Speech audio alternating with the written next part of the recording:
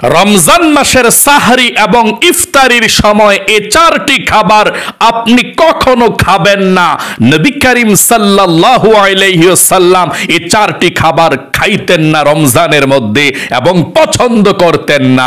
যদি আপনি এই চারটি খাবার রমজানের সাহরি এবং ইফতারির মধ্যে খেয়ে থাকেন তাহলে আপনি বিপদ ডেকে আনবেন, আপনার বড় ধরনের ক্ষতি হয়ে যাবে এবং সর্বনাশ হয়ে যাবে। তাই জানতে হবে যে রমজানের সাহরি এবং ইফতারির সময় আল্লাহর রাসূল কোন চারটি খাবার খায় নাই এবং নিষেধ করেছে, আপনিও খাবেন না। মনোযোগ সহকারে আজকের এই আলোচনাটা শুনবেন এবং আমল করবেন, কপাল খুলে যাবে, ভাগ্য পরিবর্তন হবে আপনাদের ইনশাআল্লাহ। প্রিয় দিনী ভাই এবং বোনেরা, চলছে মাহে রমজান মাস। আল্লাহু আকবার। বরকতের মাস, রহমতের মাস, মাগফিরাতের মাস, নাজাতের মাস রমজান মাস চলছে। আল্লাহ রাব্বুল আলামিন এই রমজান মাসের মধ্যে যত রহমত এবং বরকত দান করে নাজিল করে, অন্য কোন মাসের মধ্যে এত রহমত এবং বরকত নাজিল করে না। এই রমজান এসেছে এই জন্যে আল্লাহ রাব্বুল আলামিন রমজানের খাতিরে আল্লাহ তাআলা রমজানের প্রথম রাত্রিতে আসমানের প্রত্যেকটা রহমতের দরজাকে আল্লাহ খুলে দিয়েছে। আল্লাহু আকবার।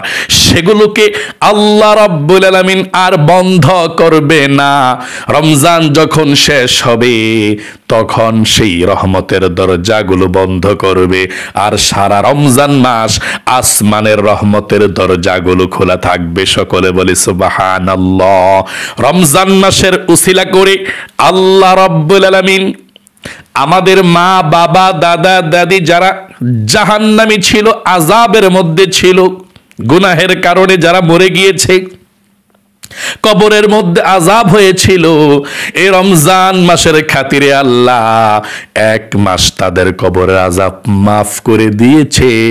এক মাস রমজান মাসে তাদের কবরের মধ্যে আযাব হবে না। আল্লাহু আকবার। এই রমজান মাসের খাতিরে আল্লাহ রাব্বুল আলামিন জমিনের মধ্যে রহমত বরকত নাজিল করে। আল্লাহর নবীজি বলেছেন ইবাদতের মাস হচ্ছে, মৌসুম হচ্ছে রমজান মাস। রমজানের বাহিরে যদি আপনি একটি সুন্নত আদায় করতেন, এই সুন্নতরা যদি আপনি এই রমজান মাসের মধ্যে আদায় করেন তাহলে একটি ফরজের সওয়াব আল্লাহ রাব্বুল আলামিন আমলনামার মধ্যে লিখে দিবে। একটি ফরজ যদি আপনি রমজান মাসের মধ্যে আদায় করেন 70টি ফরজ সওয়াব বৃদ্ধি করে আল্লাহ আমলনামার মধ্যে লিখে দিবে। তার মানে যেই কোনো নেক আমল করবেন আল্লাহ তাআলা 70 গুণ বৃদ্ধি করে আমলনামার মধ্যে লিখে দেয়। রমজান মাস ইবাদতের মাস, মাগফিরাতের মাস। এই মাস পেয়ে যদি আপনি হেদায়েত না হন, আল্লাহর পথে ফিরে না আসেন, আপনার কপালটা পোড়া। অনেক মানুষ আছে 11টি মাস গুনাহ করে করে কাটিয়েছে, রমজান মাসের মধ্যে গুনাহ করছে।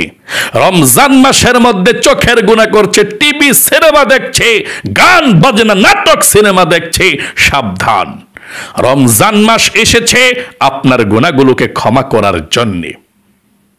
আল্লাহর নবীজি বলেছেন এ রমজান মাস পাওয়ার পরেও যে ব্যক্তি আল্লাহ রাব্বুল আলামিনের কাছে নিজের গুনাহগুলো ক্ষমা করাইতে পারলো না, সেই উম্মত ধ্বংস হয়ে যাবে।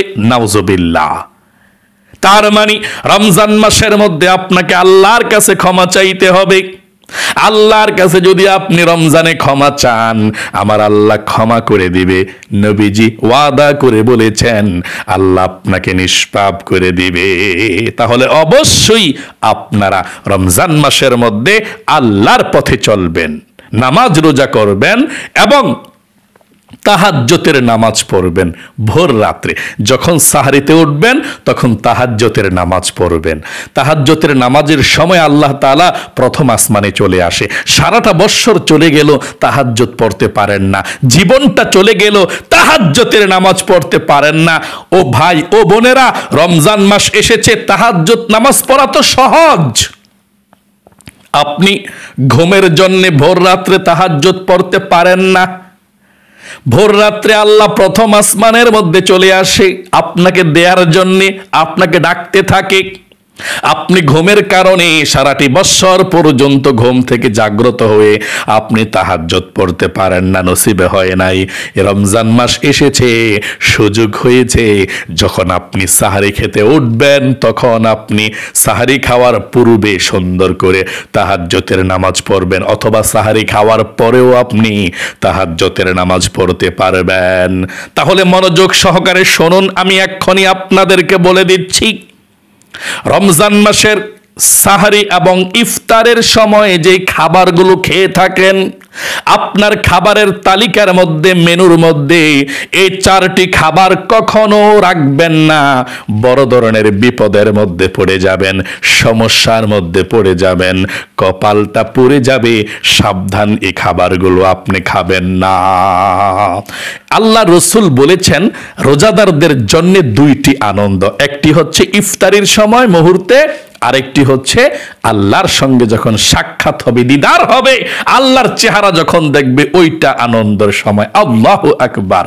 কারণ রোজাদার যখন সারাদিন রোজা রেখে ক্লান্ত সারান্ত শরীরটা নিয়ে, পেটের মধ্যে প্রচন্ড খিদার যন্ত্রণা নিয়ে সামনে বসে যায় ইফতারের মুহূর্তে, সামনে খাবারগুলো রেডি, প্রস্তুত, বুট, মুড়ি, পেঁয়াজু, আলুর চপ, সুন্দর সুন্দর বেগুনি, তারপর তারা আছে পেঁয়াজ, অনেক কিছু আছে মোট কথা খাবারের মধ্যে যারা রাখেন, যাই বা ভাত, যেটাই হোক, মানে খুব খেতে মন চায়। আনন্দ যখন আজানটা দেবে ওই সময় খেতে মজাই লাগে না, খুব আনন্দের সময়, যে একটু পরেই তো খাবো।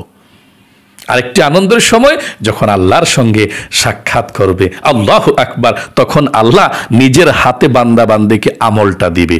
রোজার যেই সওয়াবটা হয়েছে, যে আমলটা করেছেন, রোজার সওয়াবটা আল্লাহ নিজের হাতে আপনাকে দিবে।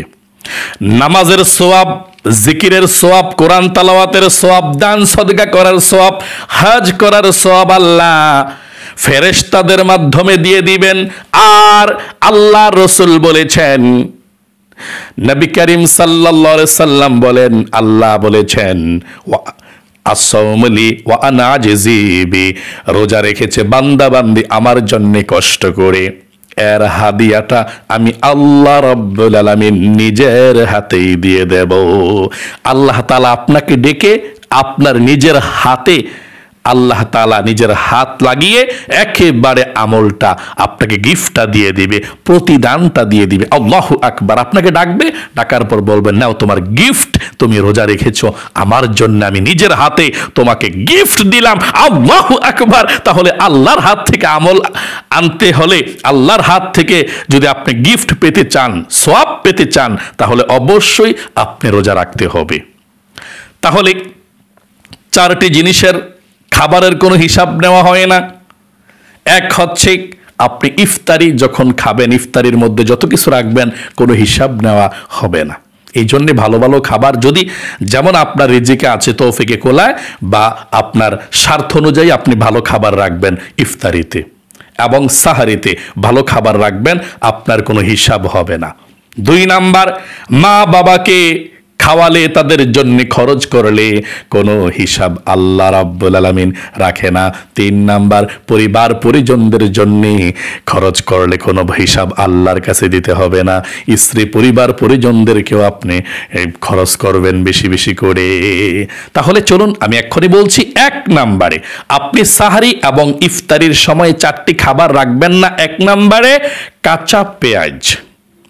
আপনি যদি ইফতারির সময় কাঁচা পেঁয়াজ ইফতারির সঙ্গে দিয়ে দেন, তাহলে ইফতারি করবেন, ইফতারি করার সঙ্গে সঙ্গেই তো মাগরিবের নামাজ পড়তে হয়। আপনি নামাজটা কিভাবে পড়বেন? আপনি ইফতারির সময় যদি কাঁচা পেঁয়াজ খান, আপনি কুলি করার পরেও মুখের মধ্যে কাঁচা পেঁয়াজের দুর্গন্ধটা কিন্তু থেকে যাবে। কাঁচা পেঁয়াজের দুর্গন্ধ থেকে যাবে। ওই কাঁচা পেঁয়াজের যে গন্ধটা আছে, এটা ফেরেশতারা সহ্য করতে পারে না, খুব কষ্ট হয়।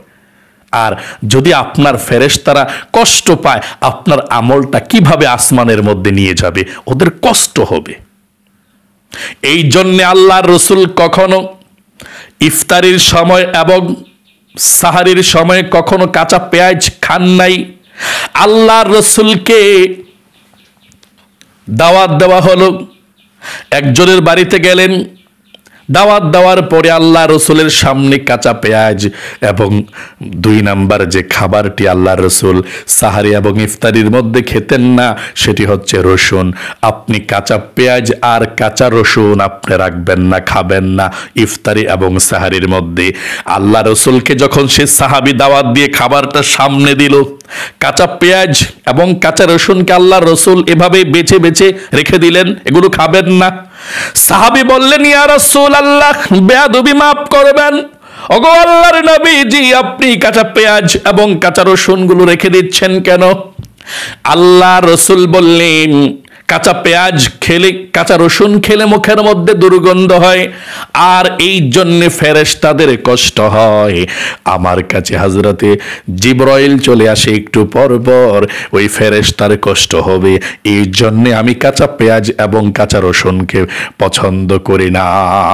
আপনি সিদ্ধটা খেতে পারেন, তরকারিটা খেতে পারেন, কিন্তু একেবারে কাঁচা পেঁয়াজ এবং কাঁচা রসুন খাবেন না। অনেকে আছেন না যে ইফতারির সময় কাঁচা রসুন কাঁচা পেঁয়াজ একসঙ্গে মিশিয়ে বানিয়ে বুট মুড়ি কাঁচা পেঁয়াজ মিশিয়ে খায়, এগুলো মুখের মধ্যে দুর্গন্ধ এসে যায়, ফেরেশতারা কষ্ট পায়। এই জন্যে আপনি পরবর্তীতে যে কোনো সময় খান, কিন্তু ইফতারির সময় খাবেন না এগুলো। একটু পরেই তো মাগরিবের নামাজ পড়তে হয়, আর ভোর রাত্রে সাহারি খেয়েই তো আপনাকে ফজরের নামাজ পড়তে হয়, তাই না? এই জন্যে ইফতারের মুহূর্তে যে 4টি খাবার আপনি আপনার লিস্টের মধ্যে, তালিকার মধ্যে রাখবেন না। 1 নম্বরে কাঁচা পেঁয়াজ আপনি রাখবেন না, 2 নম্বরে কাঁচা রসুন আপনি খাবেন না, তরকারির মধ্যে হলে খেতে পারেন, আপনি কোনো সমস্যা নেই, কিন্তু কাঁচা কাঁচা আপনি চিবিয়ে চিবিয়ে খাবেন না ইফতার এবং সাহারির সময়। 3 নম্বরে আল্লাহ রসুল বাসি তরকারি পছন্দ করে নাই, আপনিও বাসি তরকারি খাবেন না এই রমজানের মধ্যে বিশেষ করে। না হয় যদি আপনি বাসি তরকারি খান, আপনার পেটের মধ্যে প্রবলেম হতে পারে, আপনি বড় বিপদের মধ্যে পড়ে যেতে পারেন, টাকা পয়সা নিয়ে টান দিতে পারে, অসুস্থ হয়ে যেতে পারেন। এই জন্যে বিশেষ করে আপনি রমজান মাসের মধ্যে বাসি তরকারি খাবেন না। বাসি তরকারি আপনি খেতে পারেন, নাজায়েজ নাই, জায়েজ আছে, খেতে পারেন, তবে আপনি বাসি তরকারিটা রমজান মাসের মধ্যে আপনি খাবেন না। আল্লাহ রসুল অপছন্দ করত, এবং এখনো বর্তমান বিজ্ঞান বলেছে যে বাসি তরকারি খেলে অনেক রোগ বাসা বেঁধে শরীরের মধ্যে ক্ষতি হয়। এই জন্যে আপনার যেমন তৌফিকে আছে, যেমন খাবেন, অল্প খাবেন, বা যেটাই খান, কিন্তু বাসি তরকারিটা একটু অ্যাভয়েড করবেন এবং একটু দূরে সরিয়ে দিবেন, এখন খাবেন না আপনারা এই রমজান মাসের মধ্যে বিশেষ করে বাসি তরকারি খাবেন না। 3 নম্বরে। 4 নম্বরে নবী করিম সাল্লাল্লাহু আলাইহি ওয়াসাল্লাম বলেছেন, এই রমজান মাসের মধ্যে বিশেষ করে আপনি প্রচন্ড গরম খাবার খাবেন না। যদি আপনি প্রচন্ড গরম খাবার এই রমজান মাসের মধ্যে খান, তাহলে আপনি সমস্যার মধ্যে পড়ে যাবেন, কিংবা যেই কোনো সময় আপনি প্রচন্ড গরম খাবার আপনি খাবেন না। অনেক বেশি গরম, সেটাকে আপনি খাবেন না। খাবারটা যখন নরমাল হবে তখন আপনি খাবেন। আপনি প্রচন্ড গরম খাবার মুখে দিয়েছেন, আপনার জিহ্বার মধ্যে এমন হিট লেগেছে, জিহ্বার মধ্যে যে স্বাদের যেই সেলগুলো আছে, কোষগুলো আছে, ওই স্বাদ লাগে জিহ্বার মধ্যে। আমরা কোনো কিছু খেলে অনেক মজা লাগে, এই মজার যেই সেলগুলো আছে, কোষগুলো, এগুলো আস্তে আস্তে ড্যামেজ হয়ে যায়, দুর্বল হয়ে যায়। পরবর্তীতে দেখা যায় জিহ্বার মধ্যে খাবার দেয়, কোনো স্বাদ লাগে না, ভালো লাগে না। প্রচন্ড গরম খাবার খাবেন না। চা খাবেন, কফি খাবেন, কিন্তু প্রচন্ড প্রকারে একটু পরপর চা, একটু পরপর কফি বারবার খাবেন না। ঠিক আছে, একটু অলসতা যাতে দূর হয়ে যায়, ঘুমের ক্লান্তি ভাবটা দূর হয়ে যায়, এই জন্য খাচ্ছেন, খাবেন। ও প্রচন্ড প্রকারে বারবার বারবার দিনে অনেকগুলো কফি অথবা চা খাবেন, এরকম করবেন না। মানে প্রচন্ড প্রকারে গরম আপনি খেলে আপনার ক্ষতি হয়ে যাবে, মুখের যেই জিহ্বার মধ্যে আপনার প্রচন্ড প্রকারের সমস্যা হয়ে যাবে, খাবারের স্বাদ পরবর্তীতে আপনি পাবেন না বেশি খেলে। এই জন্যে আল্লাহ রসুল গরম খাবার পছন্দ করতেন না, সমস্যার মধ্যে হয়ে যাবে, সমস্যার মধ্যে পড়ে যাবেন গরম খাবার খেলে। তাহলে আশা করি বুঝতে পেরেছেন, গরম খাবার খাবেন কিন্তু প্রচন্ড প্রকার গরম খাবেন না, হালকা নরমাল করে খাবেন। আল্লাহ রাসূল এই 4টি খাবারকে অপছন্দ করতেন। এই খাবারগুলো খাওয়া জায়েজ, তবে অপছন্দ।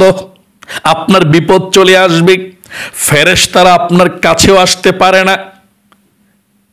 বিশেষ করে আপনি সাহারি এবং ইফতারের সময় কাঁচা পেঁয়াজ এবং কাঁচা রসুন আপনি খাবেন না। আপনার মুখ থেকে যাতে কাঁচা পেঁয়াজের এবং কাঁচা রসুনের গন্ধ না আসে নামাজ পড়ার সময়। আপনি যখন খেলেন, মনে করেন যে রমজানের পরে আপনি খেতে পারবেন কিনা, হ্যাঁ, আপনি খাওয়ার পরে ভালো করে ব্রাশ করে, ভালো করে মিসওয়াক করে, পবিত্র হয়ে মুখটাকে একেবারে সুন্দর করে কুলি করে একেবারে ফ্রেশ করে আপনি নামাজ পড়তে হবে। কাঁচা পেঁয়াজ, কাঁচা রসুন এগুলো খাওয়া যায়, কিন্তু ফেরেশতা কষ্ট পায়, এবং রমজান মাসে এগুলো খাবেন না ইফতার এবং সাহরির সময়। তাহলে আশা করি বুঝতে পেরেছেন, শিখতে পেরেছেন, জানতে পেরেছেন। আল্লাহ রাব্বুল আলামিন আমাদের সকলের সাহরি এবং ইফতার এবং রমজানের তারাবি, আল্লাহ সব ইবাদতগুলোকে, রোজাগুলোকে কবুল ও মঞ্জুর করুক, এবং আমাদের জীবনের সমস্ত গুনাহগুলোকে আল্লাহ তাআলা ক্ষমা করে দিক, এবং আপনার জীবনকে আল্লাহ সুন্দর করে দিক, পরিবার সংসারে শান্তি দিক, মনের আশাগুলো আল্লাহ আপনার পূরণ করে দিক। সকলে কমেন্ট বক্সের মধ্যে লিখবেন আমিন, এবং ভিডিওতে একটি লাইক দিবেন।